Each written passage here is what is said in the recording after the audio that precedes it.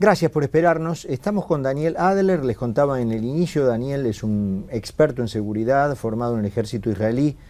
Trabajó ya especializado en esos temas en la región. Hace 3 años que está de nuevo en la Argentina y ha llegado en el momento justo, ¿no es cierto?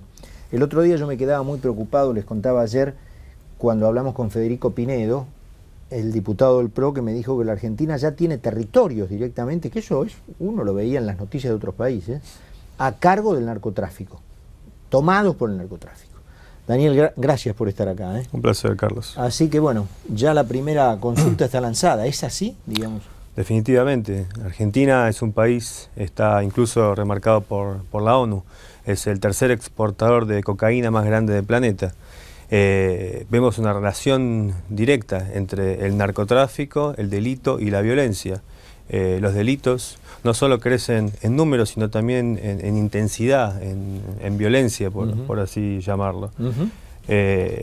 Tenemos que también reconocer la articulación entre el narcotráfico internacional, llámese cárteles de Sinaloa, distintas facetas de la mafia siciliana, la camorra y la drangheta, que por cierto del año 2006 también se encuentran. ¿Eso están acá también? Por supuesto, como el resto de Latinoamérica también.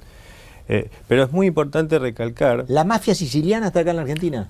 La mafia siciliana, la camorra y la drangheta operan en toda Latinoamérica y en el comercio transatlántico de cocaína. Hay capos, esto comenzó en el año 2005-2006, con capos italianos instalados en Colombia, y desde ahí se busca articular nuevas rutas de exportación del alcaloide de la cocaína para puertos de Alemania y Bélgica. Esto es una modalidad muy lucrativa. Recordemos que el narcotráfico maneja cifras cuantiosas, incluso más altas de las que la ONU refleja en su página web. Estamos hablando de casi 600.000 millones de dólares al año. Y el 90% de ese dinero, según el Gafisud y el Gafi, retorna a los mercados como dinero lícito, y en una gran parte a los Estados Unidos por uno de los bancos más importantes de esa nación. Es decir, el problema es mucho mayor a lo que la sociedad e incluso los gobiernos de turno pueden creerlo, ya que el narcotráfico necesita siempre bases locales en cada país.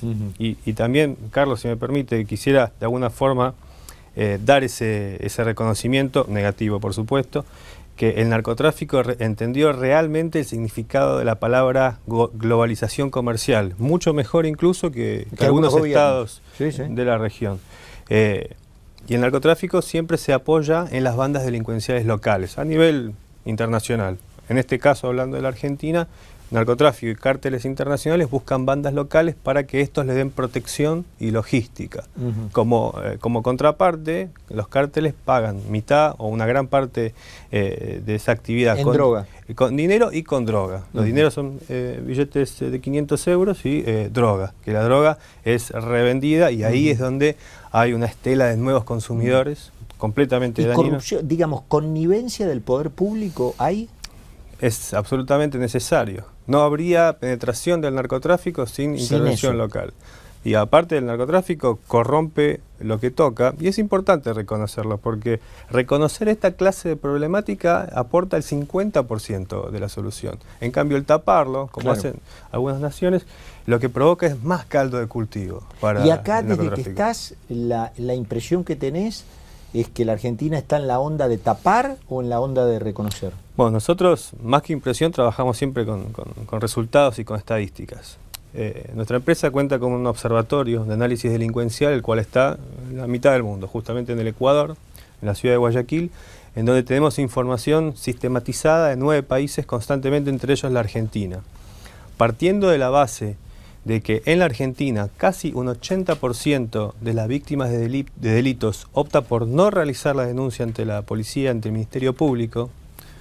¿Me explico? Estamos hablando de 8 de cada 10 víctimas. No denuncia. No denuncia, o sea, escapa al Ministerio de Justicia, ¿no? O sea, ya de pique el problema es 80% peor de lo que parece. Sí, igual en algunos casos, cuando es de los 18 tipos de delitos, estamos hablando de robos, de violaciones, de una gran parte de los delitos. Pero en materia general estamos hablando casi un 79.8, casi un 80% de las víctimas que descreen en la justicia o en la policía. Esta tendencia se replica mucho a varios países de Sur, Centroamérica y algunas partes del Caribe también, no es algo exclusivo de Argentina, pero focalizándonos en nuestro país, es lo que pasa. Es decir, el problema es mucho más grande. Incluso hay una cantidad de delitos muy potentes, que son el uso de la escopolamina o inhibidores de la voluntad, o secuestros virtuales, que ya empezó a ser conocido incluso por Infobae, fue publicado el día de ayer, algo. Una gran problemática, la cual avanza constantemente, y no hay alguna estrategia o algún plan de acción. Y cuando hablo plan de acción no hablo de poner más patrulleros o más cámaras, eso no representa ni el 10% de una solución. Hablo de el combate de la delincuencia con picardía, con ingenio, el crear estrategias reales que den resultados medibles, sustanciales. ¿Cómo por ejemplo? Como por ejemplo, le cito un caso que acabamos de cerrar en el Ecuador con el Ministerio del Interior, a cargo del doctor José Serrano, allá, que el plan se llama Red de Colaboradores. El mismo plan nosotros le impartimos en la ciudad de Bogotá en el año 2001, se llama Plan Patria, pero con algunas diferencias, ¿no?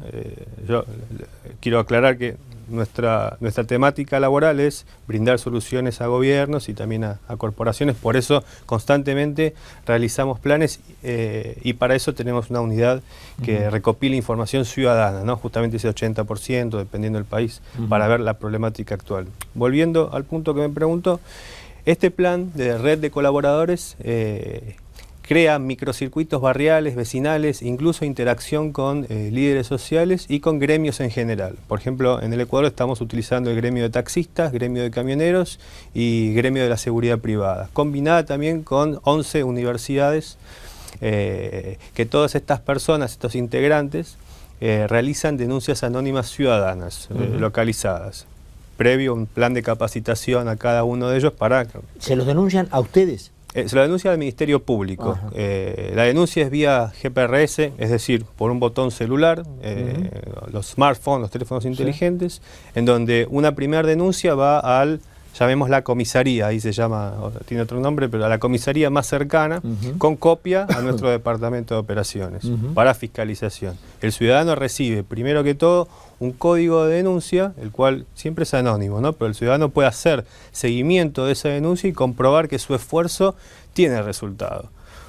Porque honestamente yo escucho en muchos países, incluso en la Argentina, que se habla de colaboración ciudadana y participación ciudadana, pero en ningún lugar se explica cómo el ciudadano puede participar o cómo puede participar sin verse involucrado o perjudicado en su información personal particular. Daniel, y para aprovechar bien el tiempo que tenemos, ¿es implementable esto en la Argentina? ¿Lo que hicieron? 100% implementable. Y los costos son irrisoriamente bajos. Se trata ¿Y han estado en contacto, digamos, con las autoridades? No, nosotros no estamos en contacto con las autoridades aún, pero siempre estamos abiertos a poder colaborar. Lo que yo creo realmente es que lo que más falta es estrategia. Buenas intenciones hay, se ve que constantemente hay, por lo menos publicidades en la televisión, pero como usted sabrá, el camino al infierno está plagado de buenas intenciones. En materia de seguridad, lo único que importa son los resultados, y eso es medible y sostenible. Y si hoy hay que empezar por un lugar, es por el narco. Bueno, el narcotráfico y el microtráfico ha cambiado todo el plan delincuencial. El narcotráfico provoca una deshumanización de la persona y está reconocido incluso por el Ministerio de Defensa Nacional, que el delincuente promedio argentino sale a delinquir anarcotizado y armado, teniendo mucho más nivel de violencia, y mucho más poder de acción, acción llamémoslo de intimidación, de violencia, el cual no dudaría en asesinar para luego robar. Teniendo esto en cuenta, sabemos que hay un enemigo fuerte instalado en la sociedad, el cual hay muchos tipos de sistemas para combatir y remediar esto, desde las políticas de inclusión social hasta las políticas de represión, las cuales en algunos casos incluso son necesarias, porque en una sociedad obviamente, hay que salvaguardar o cuidar o resguardar al inocente y también castigar al culpable. Te hago una última, Daniel. Llamaste por ahí al pasar microtráfico. ¿Qué es el microtráfico? Bueno, el microtráfico es el desglose un poco del narcotráfico. Antes mencioné que el narcotráfico paga a las bandas locales. Esto que vemos en Rosario, por ejemplo, de las banditas de chicos. Estamos hablando ahí de microtráfico, exactamente. Y la penetración, por supuesto, en colegios, como pasa en toda la región. El primer punto que busca el microtráfico es justamente penetración de droga en los colegios, mediante dealers o satélites, que según nuestras propias encuestas y estadísticas, se encuentra a un rango de 400 metros a la redonda e infecta a los colegios con... Bueno, y la final es esta. La Argentina es hoy, dada tu experiencia en la región, es hoy el país peor, digamos, en materia de droga, digamos, ¿por qué han venido acá? ¿Les resulta fácil? ¿La legislación es fácil? Digamos, ¿podemos todavía blanquear guita? Todavía está vigente el blanqueo, ¿eh? Sí, igual el narcotráfico puede blanquear plata de muchísimas formas, mucho más potente que el blanqueo.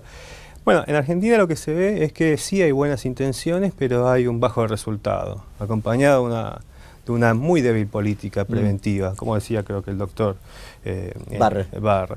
La política preventiva, disuasiva contra el delito es muy baja. El delincuente no sale a delinquir con el Código Penal en la mano. El delincuente opta y elige la delincuencia como forma de vida, en la mayoría de los casos, en la mayoría de los casos. Y justamente la clase trabajadora y la clase pobre es la que más sufre delincuencia a manos de justamente de este tema. La problemática lamentablemente es ascendente. Todavía creo que no estamos ni a la mitad del camino en detectar cuál es el nivel de inseguridad que tenemos en la Argentina, pero es muy importante, y yo le diría vital, el reconocer el problema, que las autoridades o el gobierno local, y futuro, puedan reconocer y asumir la responsabilidad y decir, tenemos inseguridad y tenemos un plan de acción, y si no lo tenemos, buscamos cómo, pero no es bueno tapar esto, ya que realmente lo único que se alimentaría es más caldo de cultivo, y al no reconocer el problema tampoco se tomarían acciones para combatir directamente este flagelo. Daniel, muy claro, muchas gracias por haber compartido este ratito con nosotros aquí en Infobae Televisión.